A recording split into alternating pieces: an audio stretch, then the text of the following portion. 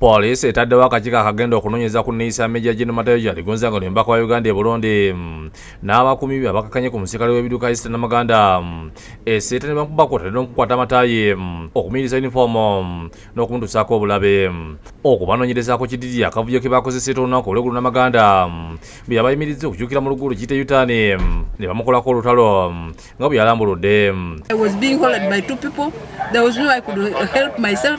Then he slapped me into the ears direct. Tebakumye okubakubiddemu ne munnamawulire wa UBC Peter Otaye ng'akwata ebigenda mu maaso. Musajja yankubye. I did not even understand what was going on. Nze mpulira kati okutu kunnumira muli n'omutwe.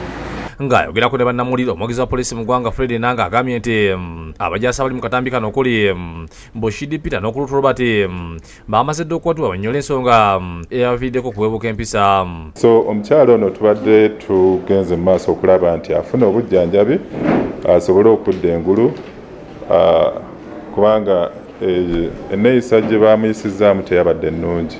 Akakiiko ke bataddewo okunoonyeza kakutulako omuduumizi wa poliisi ebiduka mu kampani Emiliano Norman Musinga abaserikale okuva ku CID nga bano bagenda kukolaganira mu NSMI era nga bagenda okuyambako okulaba nga bakulu bavunaanibwa mu kkooti bbiri okuli y'amagye n'eya bulijjo.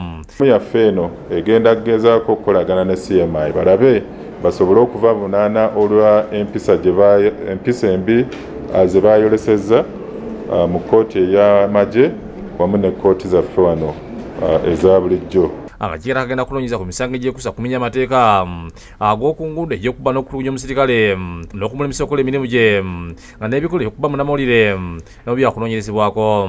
Ye Kyaligonza ddireeva y'epoliisi esuubiza okubanoonya bakole statement n'oluvannyuma poliisi erabe ekyokubakulira n'okubadde nga Kyaligonza alabikira mu katambi nga Namaganda yamulumiriza n'okumupa kyolo ye. Ttiimu eno egenda ng'eyitira mu bakulembeze abapoliisi okulaba nti Ambasador Major General eyawummula Matayo Kyaligonza tufuna statement ye nga tuyitira mu Ministry ya Internal Affairs. Nanga era ategeeza nti bali mu kunoonyereza ku nteesa omwata n'omunya ze bagamba nti Major General Kyaligonza yazinyaga. Kati ng'omusango ogwetoololera ku ente 50 mu nnya ezigambibwa okuba nti yanyakula ku mutuuze omu oba sayidi z'ekibuga. Bye bino ebimu bye tulina okusooka okuzuula.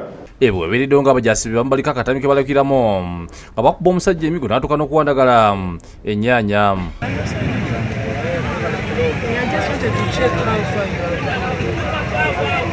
Mu ekyo ebibiina by'obwannakyewa byagala Major General Matayo Kyaligonza alekulire olw'okusibuka empisa n'abakuumi be. Mu lukoona lw'ennamawulire batuuzizza nga balina omuwala wa Namaganda n'abakozi amalya goli bategeezezza nti ekikolwa kino kyatobodde ekitiibwa ekya Namaganda.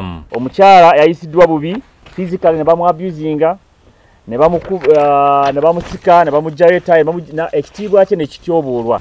Today it might be Sergeant Namaganda, tomorrow a civilian will think, oh, it's normal to assault a police officer. And that's why these acts must not be tolerated. Tusaba nti Mwami Matayo Kyaligonza alekulire emirimu gye nga ambassador kubanga ekyo akivumye nnyo. Salabirete nga yakulira ekitongole ki Center for Constitution yagamba nti amateeka geetagisa okukola. Era tukubira omulanga President w'eggwanga lino Major General Kyaligonza amugjeeko emirimu gye gyonna gy'akola amugobe. Ye muwala wa Namaganda n'abakozi amalya goliti mu nnaku ennyingi atodde obuyinike bwe bayitamu. Nga abaana tulumwa kubanga mama waffe alumwa. Ayinza obutatugamba naye kubanga tumumanyi tukiraba tukiwulira mu ddoboozi lye ng'ayogera nti alumwa. Naye twagala obwenkanya mu kintu kino.